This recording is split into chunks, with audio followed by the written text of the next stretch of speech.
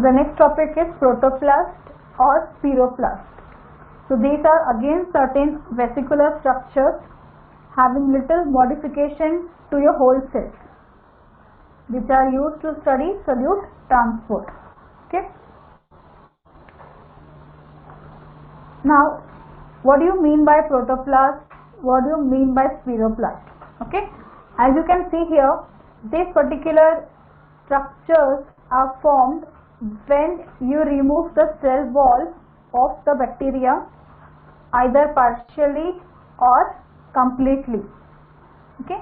As we know, bacteria, we have two types. One is your gram-positive bacteria as well as the gram-negative, and the difference is there in their cell wall.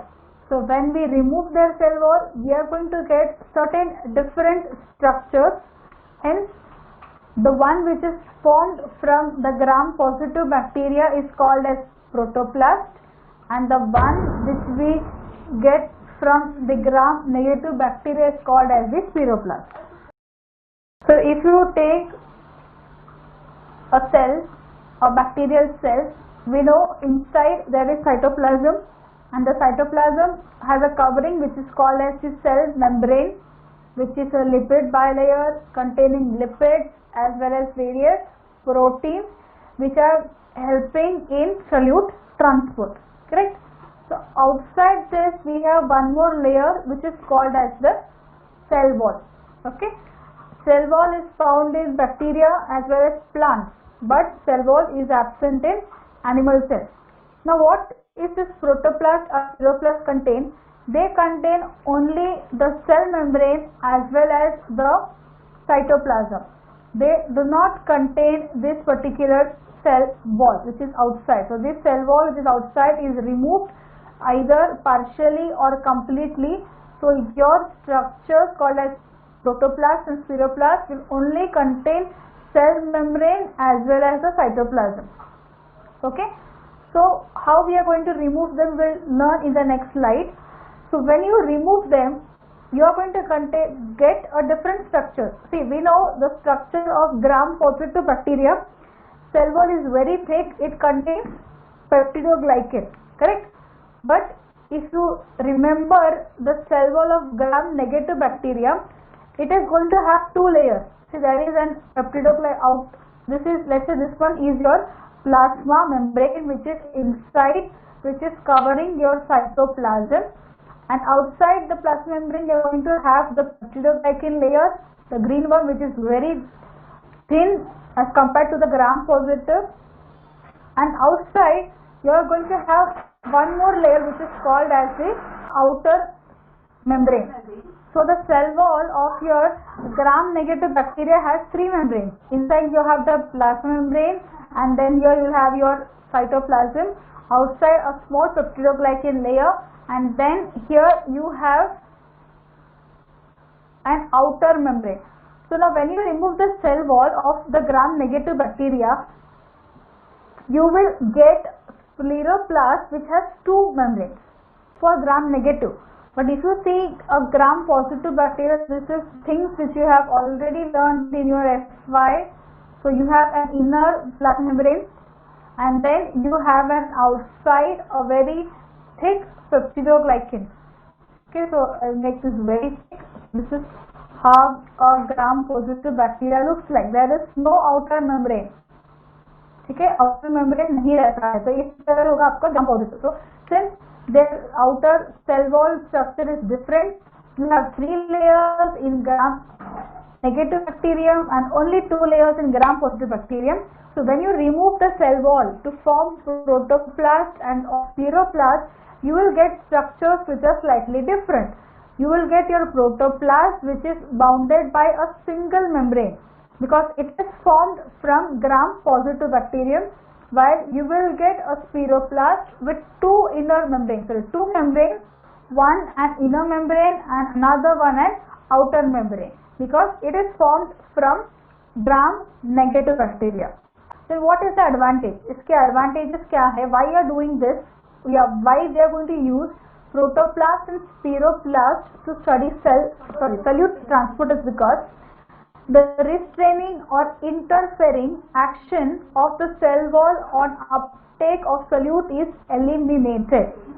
Since the main important layer which is important for solute transport is your inner plasma membrane or your cell membrane. This inner layer is important, but the cell wall is outside.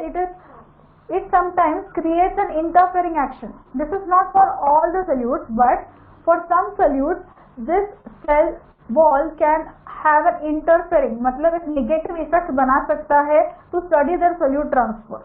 So for some solute the cell wall can act as a barrier, ऐसा barrier जिससे वो solute का transport हम study नहीं कर सकते.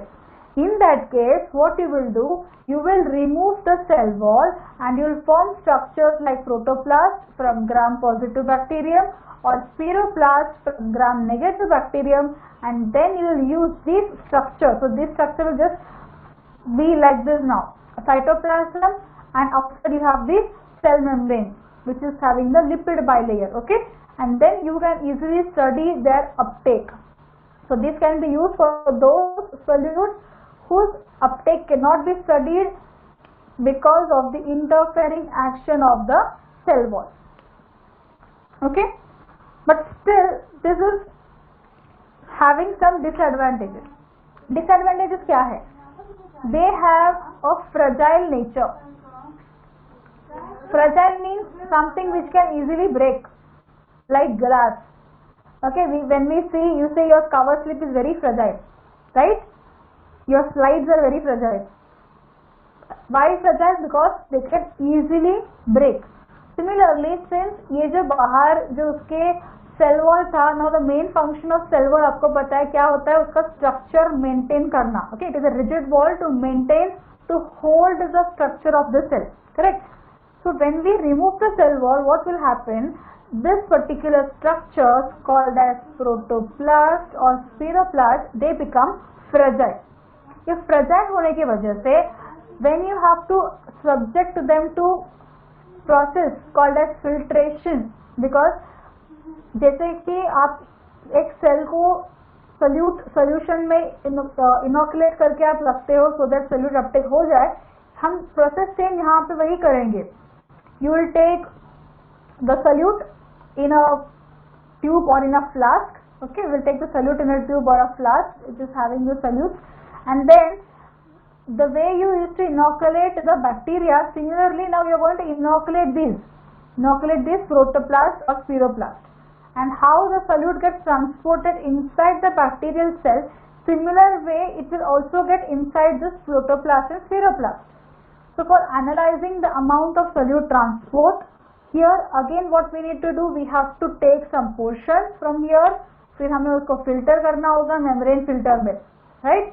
So when you have to do filtration, since these molecules, these structures are very fragile, it is a possibility that they will break open on the membrane filter itself. So if they break on the membrane filter, what will happen?